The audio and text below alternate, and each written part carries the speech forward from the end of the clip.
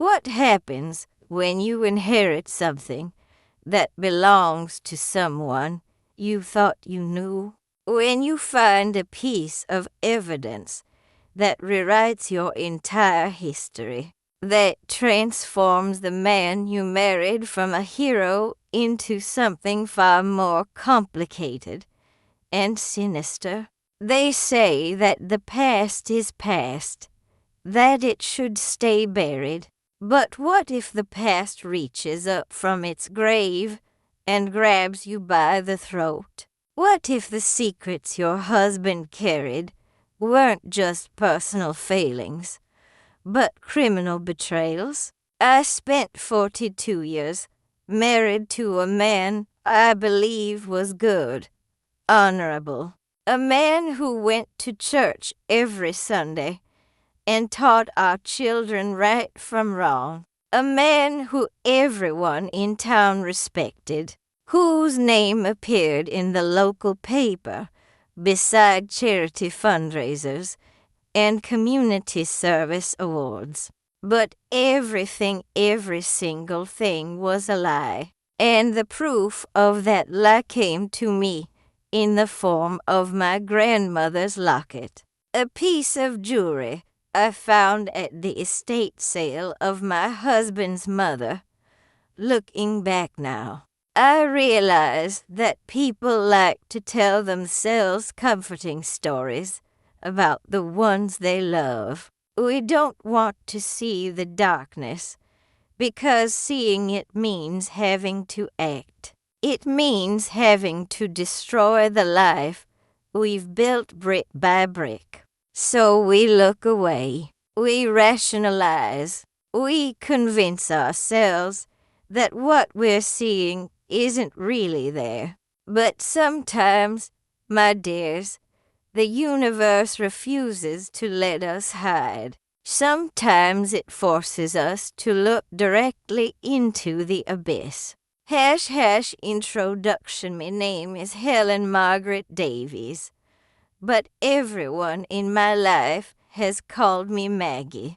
I'm 77 years old now, and this story happened in 1993, though the beginning of it goes back much further back to 1976, when I first married a man named Richard, the man I thought was my forever.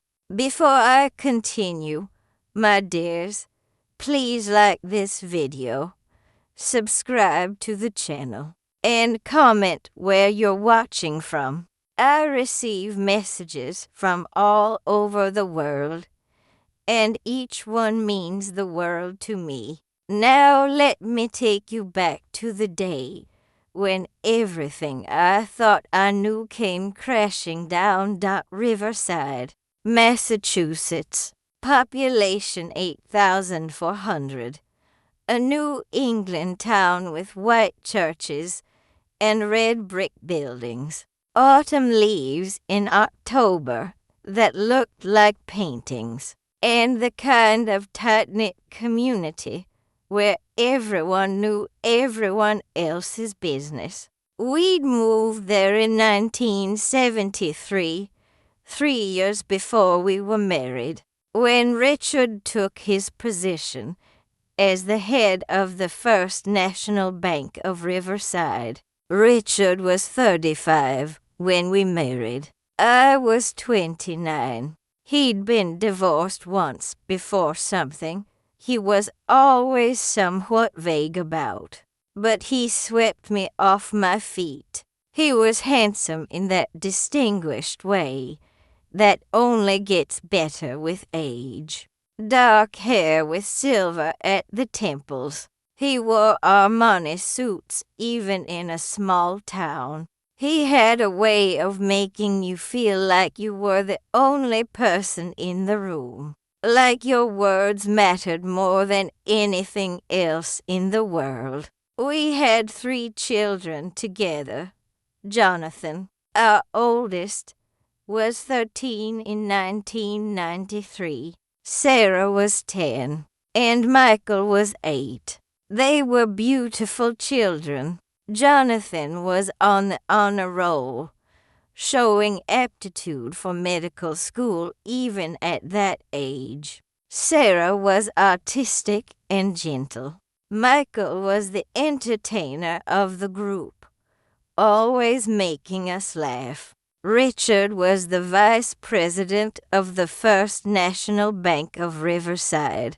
He served on the board of the Methodist Church. We lived in a colonial revival home on Birch Hill, the best address in town. We had a Mercedes in the driveway and a summer cottage in Vermont. Richard was part of the Rotary Club.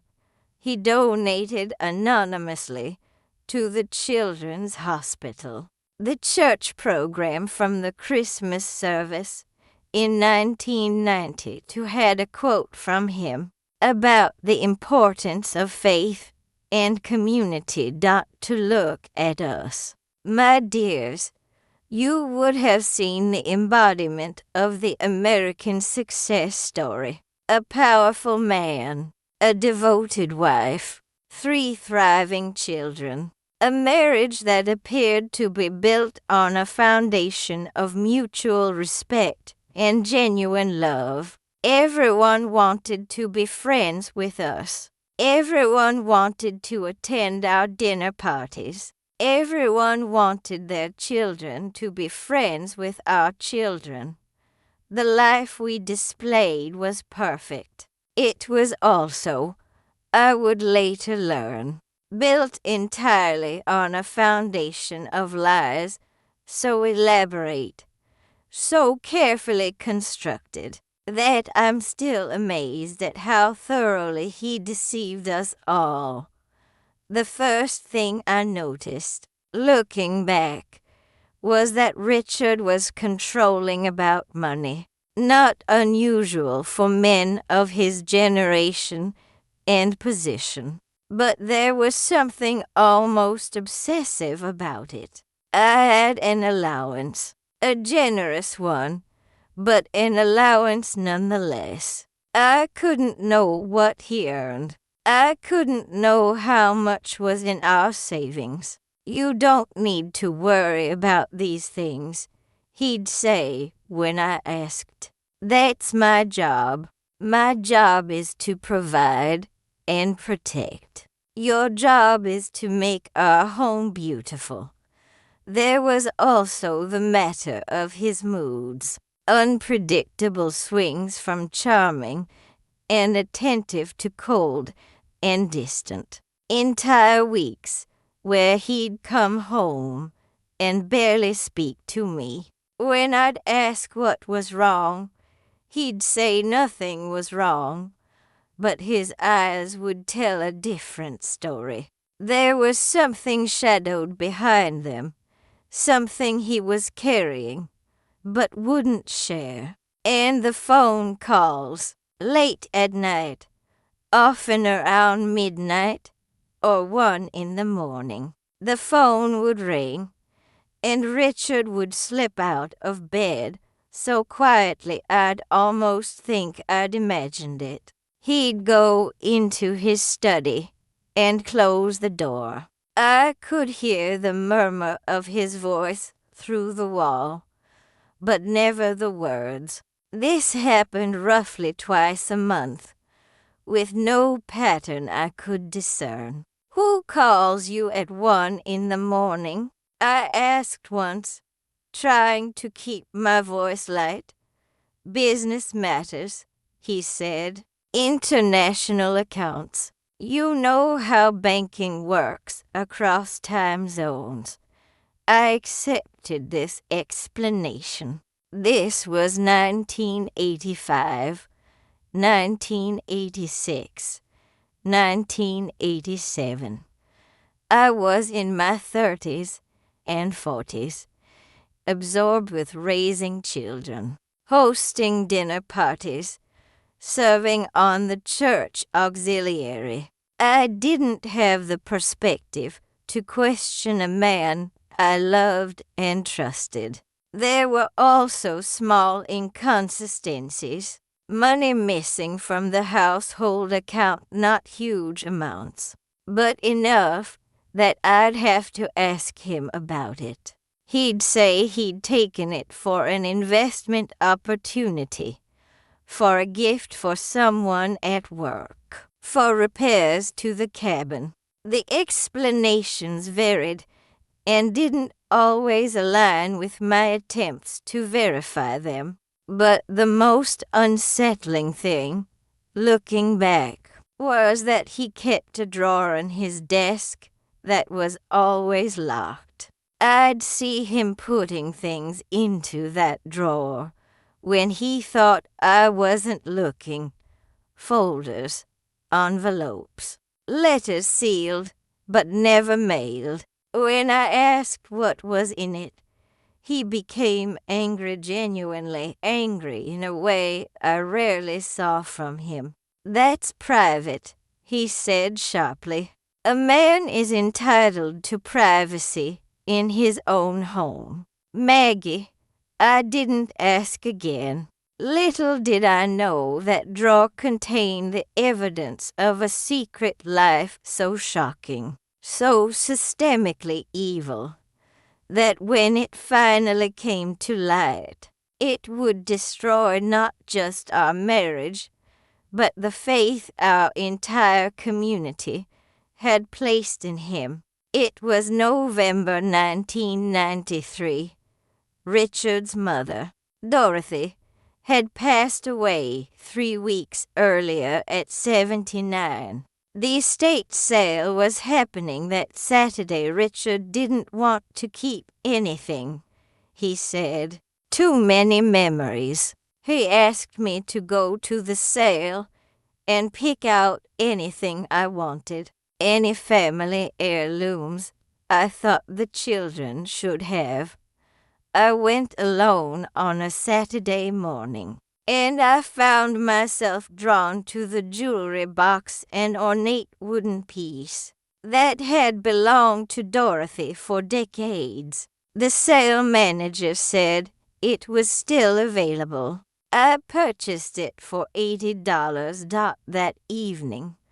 I was going through the compartments, and I found the locket. It was gold, delicate, hanging from a thin chain. On one side was engraved, "Forever Mine." On the other side, a date, June 1952.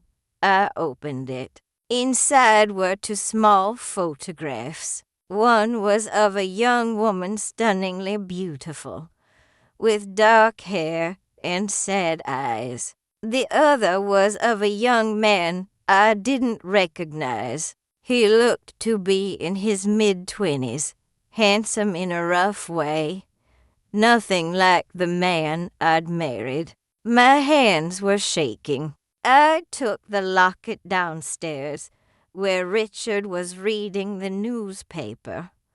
"What is this?" I asked.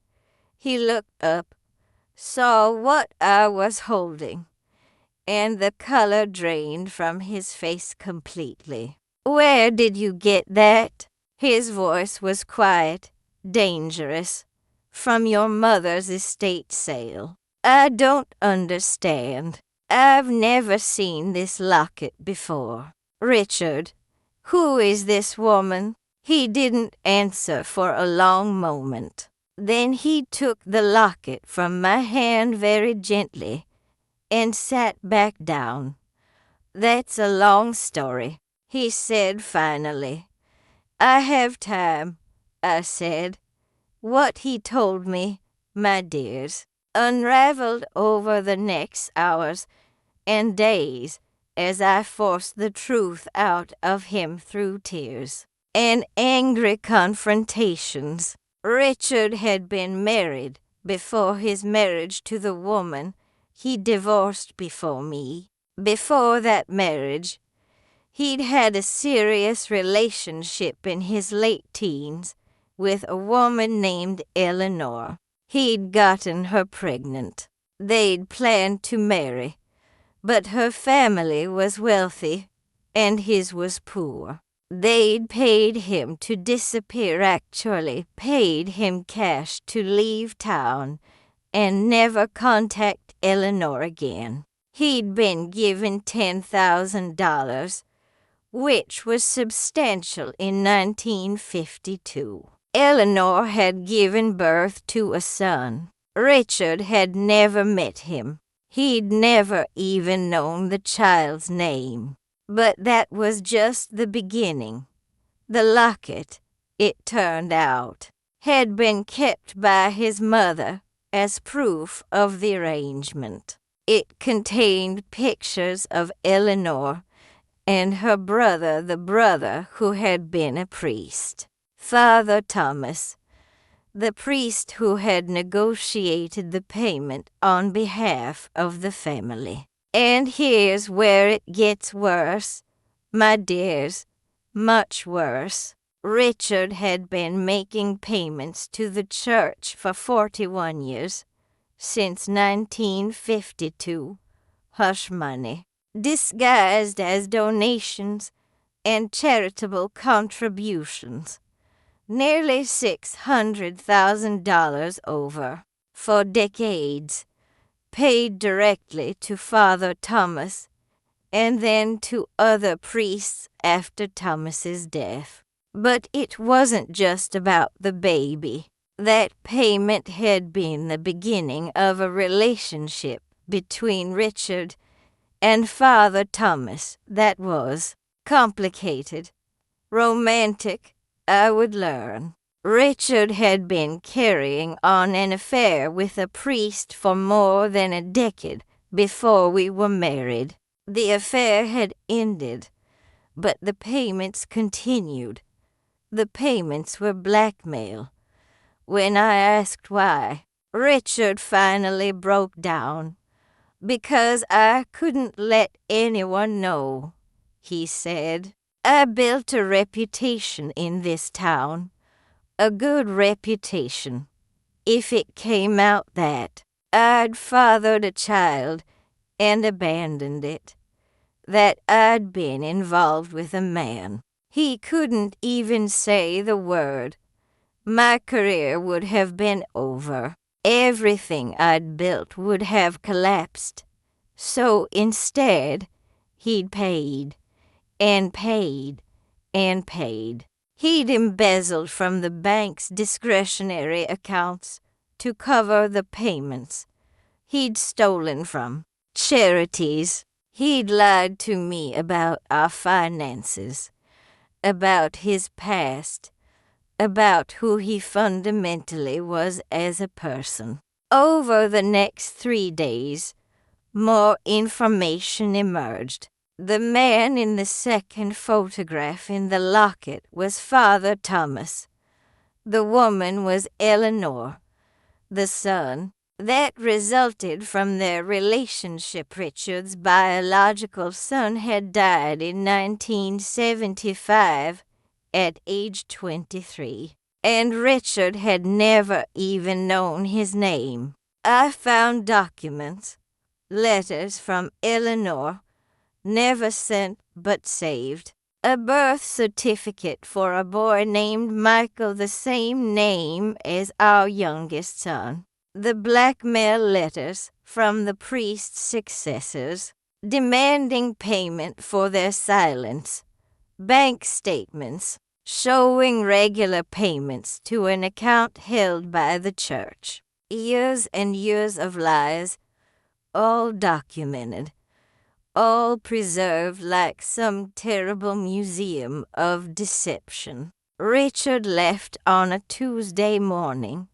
He packed a suitcase while I watched, too numb to stop him. I can't be who you want me to be, he said.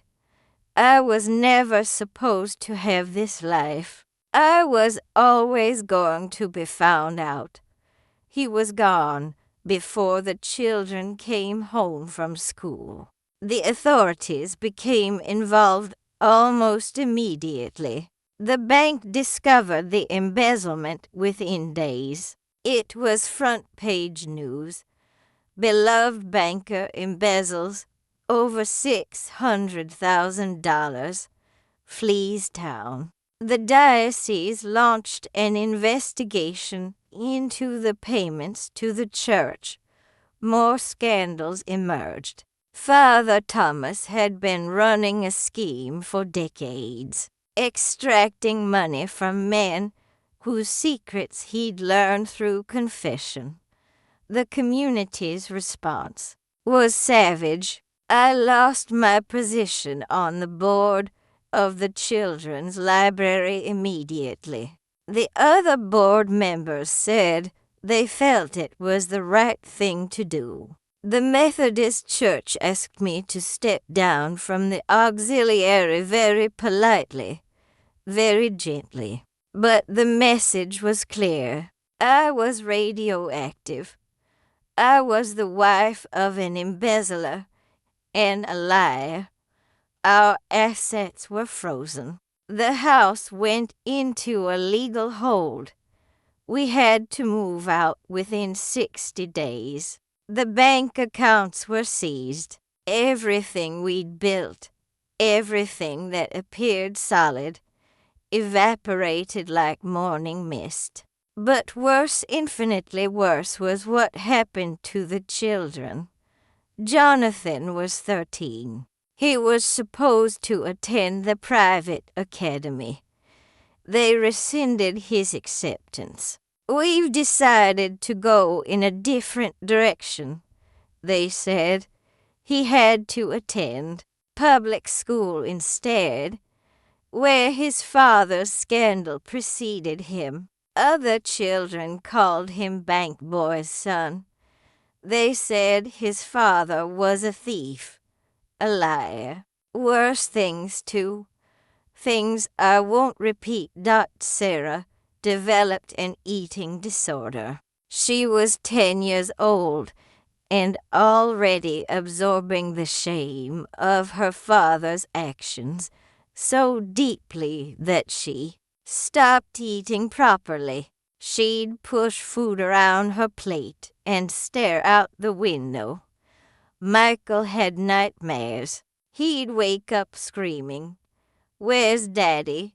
He'd cry, "Why did Daddy leave?" And I had no answer that would make sense. To an 8-year-old, the community gossip was relentless. I'd see women at the grocery store, and they'd lower their voices. I'd turn down the car radio and hear them whisper at the bank, where I still went to deposit the small amounts I was starting to earn. The tellers treated me with barely concealed contempt. Mrs. Patricia Hendricks, the mayor's wife, a woman I'd known for 15 years, made a point of crossing the street. Rather than greet me one afternoon, it was humiliating. It was deliberate. It was meant to send a message to the rest of the town. This woman is no longer one of us. By February 1994, we'd moved into a small rental cottage on the outskirts of Riverside. The rent was $650 a month. I had no income. I had 3 children who were traumatized and angry. I had approximately $3,800 in the bank account that hadn't been frozen, money I'd been saving from my own family for emergencies. That money needed to last until I could figure out how to survive. I started cleaning houses. Word of mouth from people who pitied me, I suspect. Though some may have just enjoyed the irony of the banker's wife scrubbing their toilets, I charged $15 per hour, which was below the going rate. But I was desperate. By March, I had 5 houses I was cleaning weekly.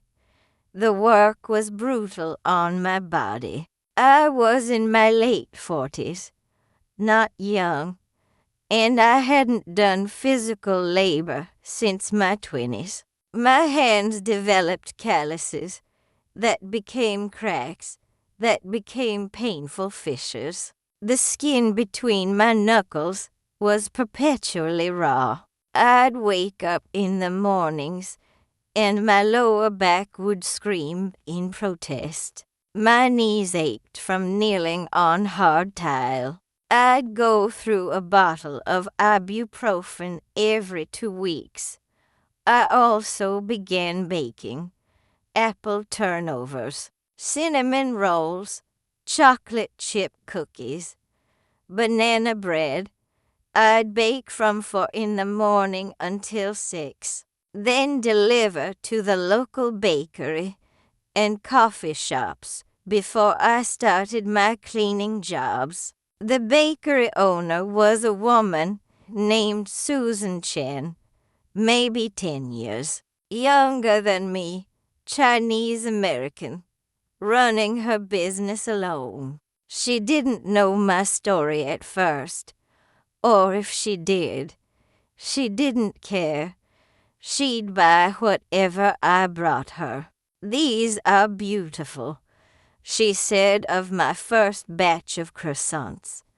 Where'd you learn to make these? From my mother, I said, a long time ago. I didn't mention that I'd also learned from years of hosting dinner parties, from competing in baking competitions, from the kind of leisure that money had afforded me. That leisure was gone now. By May 1994, I was also tutoring. I advertised in the local paper math and English tutoring for elementary and middle school students. Reasonable rates. I could do this in my home, which meant the children were cared for while I worked. I charged $12 an hour, and by July, I had 6 students coming regularly. I was working 14-hour days, 6 days a week. Sunday was for laundry and meal prep. The children pitched in however they could. Jonathan, at 13, was growing angry at his father, at his mother for not seeing what was happening, at the world for treating him like he was complicit in his father's crimes. But he focused that anger into academics. He studied obsessively. He got a job mowing lawns in the summer. He gave me money without being asked. Sarah still struggled with eating, but she began to recover as she saw her mother me refusing to break. She started helping with the tutoring, teaching younger children to read while I worked with older ones on math.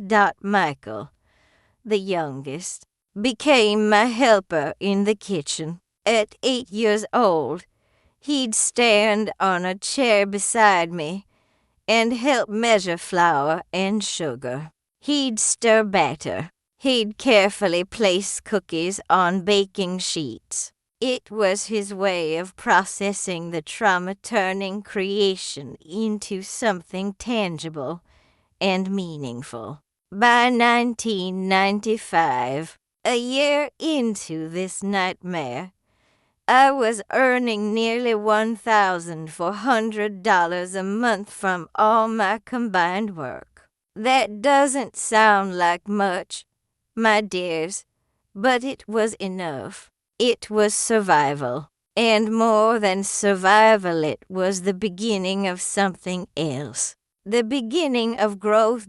Susan, who owned the bakery, approached me one day in July 1995. I want to expand, she said. I want to do wholesale baking for restaurants, but I can't do it alone. Would you be interested in coming on as a partner? Not an employer partner. 50-50.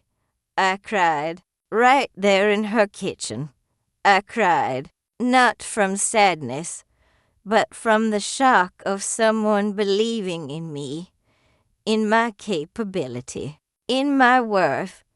The public moment came in September 1995. The town was holding its annual harvest festival, and they were auctioning off baked goods to raise money for the library. Susan had entered some of my items of berry pie, chocolate cake, cinnamon bread without telling me in advance. When the auctioneer held up my berry pie, something miraculous happened. Mrs. Eleanor Walsh, one of the oldest residents of Riverside, raised her paddle and bid $30, then $50, then $80. She bought the pie for $120, an absurd price for a pie. She did the same for the cake. Another $100. When it was all over, she'd spent nearly $400 on my baked goods. Then, as the auction ended, Mrs. Walsh stood up, and at 87 years old, it took effort, and she spoke.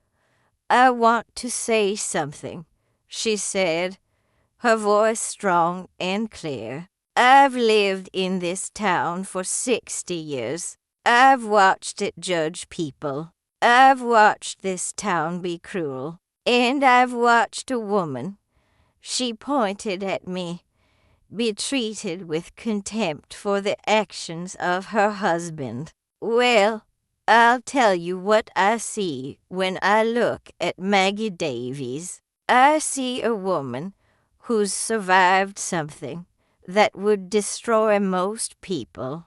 I see a woman who's building something beautiful. And I see a town that should be ashamed of itself for not recognizing that sooner." The room went quiet. Then slowly, people began to clap. Not everyone, but many. Enough. That night, someone left a note in my mailbox. Then another, and another. Messages of support. Apologies. "I'm sorry for how I've treated you. Your pies are extraordinary. Richard's actions are his own. You are not responsible."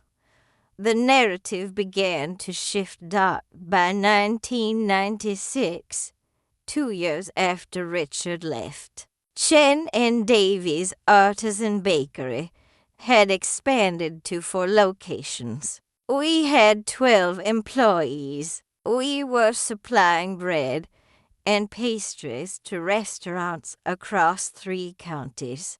Jonathan graduated from public high school in 1996 as his class's valedictorian. He attended Duke University on a full scholarship and, just as he'd always dreamed, went to medical school. He's now a pediatric surgeon in Boston. Sarah graduated in 1999 and went to the University of Massachusetts. She became an art therapist. She specializes in helping children process trauma. I think about that often, how her own pain became her compass toward healing others. Michael graduated in 2002 and became a high school history teacher. He still bakes, for pleasure now, not necessity. He makes the same cinnamon rolls I taught him to make when he was 8 years old, in 1998. I bought out Susan's share and became the sole owner of Chen and Davy's Artisan Bakery. By 2000, we had 10 locations and 120 employees. I was recognized as one of the most successful entrepreneurs in the state. I received the New Hampshire Small Business Award in 2002. The Riverside Chamber of Commerce inducted me into their Business Hall of Fame in 2005. The grandchildren started arriving in the 2000s. Jonathan's 2 sons, Sarah's daughter and son, Michael's daughter. I held each of them, and I marveled at how far I'd come from that woman I was in 1994. The woman on her knees scrubbing someone else's bathroom tiles, her hands bleeding from cracks in the skin, her heart shattered into 1,000 pieces. Richard died in 2009 in Las Vegas. He'd remarried twice and divorced twice. According to his obituary, he'd been living quietly with a partner named David. I was glad he'd finally found something honest, even at the end. I was glad he hadn't been alone. But I wasn't sorry he was gone. Father Thomas had died in 1978, before Richard's crimes came to light. The diocese eventually settled with the dozens of men whose secrets had been exploited. It cost them millions. Looking back now, at 77 years old, I understand that the locket was a gift, though it didn't feel like one when I first held it. It was the universe's way of saying, enough. No more lies. No more hiding. I spent 42 years building a life with a man who was fundamentally dishonest.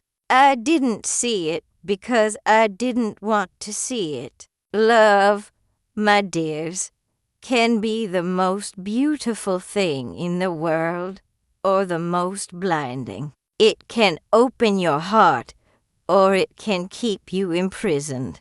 The question is, what do you do when the blindfold comes off? Do you stay in the darkness because it's familiar? Or do you walk toward the light, even though you're terrified? I chose the light. And yes, that light burned. It revealed things I didn't want to see. It hurt my children. It humiliated me. It stripped away the comfortable life I'd built, the identity I'd constructed. But on the other side of that burning was something real, something true, something that was entirely mine. You know what I learned? I learned that I'm stronger than I ever imagined. I learned that the things we're most ashamed of, the things that feel like they're going to destroy us, often become the foundation for something beautiful. My baker's hands, the hands that cracked and bled, became the hands that built a business that feeds this community every single day.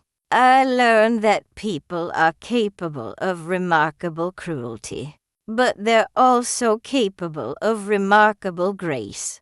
Mrs. Eleanor Walsh saw me when the rest of the town didn't. Susan Chen believed in me when I didn't believe in myself. These small acts of kindness, they saved my life. Most importantly, I learned that your past does not define your future.